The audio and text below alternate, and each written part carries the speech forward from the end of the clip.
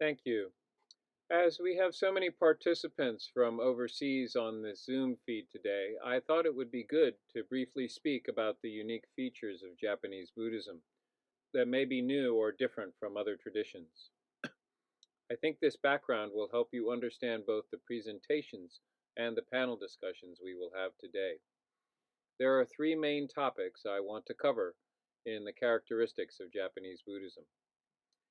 The first is that there are so many different sects or denominations, broadly broken into the traditional schools formed in the pre-modern eras and what are considered the new Buddhist denominations formed in the 19th and 20th centuries. For the traditional schools, there are 10 main schools and then over 50 subsects. These are brought together in a cooperative association called the Japan Buddhist Federation, of which there are 58 member sects. Still, there are many more sects that aren't a part of this federation, including all the newer ones, which have their own association. While all these sects are of the Mahayana tradition, their ordination styles and standards may differ widely from sect to sect.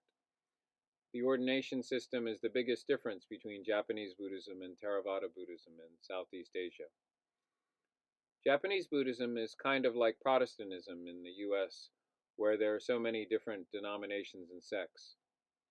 Our host today, Ryukoku University, which is affiliated with the Jodoshin Pure Land Honganji subsect. This is why many of our speakers today are from the Jodo or Jodoshin Pure Land traditions. A second important feature of Japanese Buddhism is that most priests are married, and the temple, especially the smaller community temple, is usually administered by the priest and his wife and family. In this way, there is commonly a succession system from father to son for the position of abbot of the temple.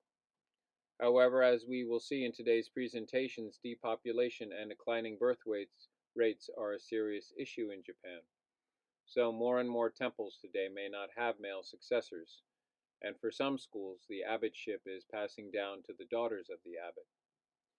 In any event, the wife or mother of the abbot plays an extremely important role in managing the temple and dealing daily with the parishioners. Unfortunately, as we will also see in our presentations today, their status is not equal to that of the abbot. This is especially true because in most sects and temples, the wife is not an ordained priest, and their status is kept somewhat unclear. Further, we rarely see even ordained Buddhist women have much status in the overall structure of a denomination. This problem of gender discrimination in Japanese Buddhism is a serious one that needs to be confronted. Here at Ryukoku University, we find the first center in the Japanese Buddhist world for the study of gender equality in Buddhism. I do hope this will serve as a trigger for other sects to confront this issue. The third feature of Japanese Buddhism is its strong secular character, which comes from the strong overall secular character of Japanese society and the weak role of religion and Buddhism in it.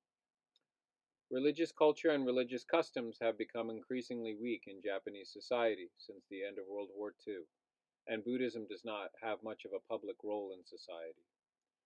I think this is a similar pattern in many highly modernized societies, especially, for example, in Europe.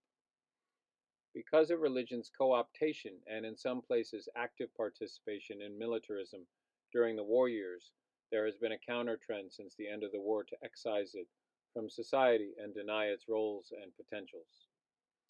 In this way, after the war, people began to think religious values and customs are pre-modern. In 1995, there was also the horrible sarin gas attack on the subways in Tokyo in the Tokyo morning rush hour by the Om Shinrikyo religious cult. This marked a major setback for religions in Japan and continued a trend in the mass media of highlighting the negative and backward aspects of religion. Another outcome of the war was the official separation of church and state written into the new Japanese constitution to guarantee and legislate such secularism. As we will see again in some of our presentations today, this means that it has been very difficult for religious professionals, such as Buddhist priests, to work in the public sphere as religious persons and leaders.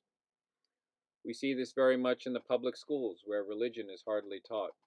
It also arises in the difficulty of any religious group getting a government subsidy for any kind of work for public benefit. This extends to not being able to even use public halls for a large event, conference, or talk focused on public issues.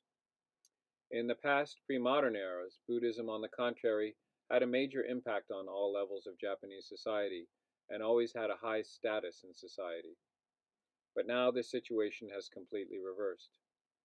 In this way, there is also a strong sense of the crisis of identity among Buddhist priests, especially young ones.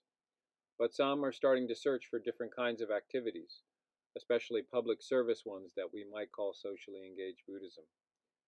Today's panelists are a good representation of these emerging trends in Japanese Buddhism. So, this was a brief summary of the situation of Japanese Buddhism today, and I hope it will be helpful in understanding more of the content of today's talks. Thank you.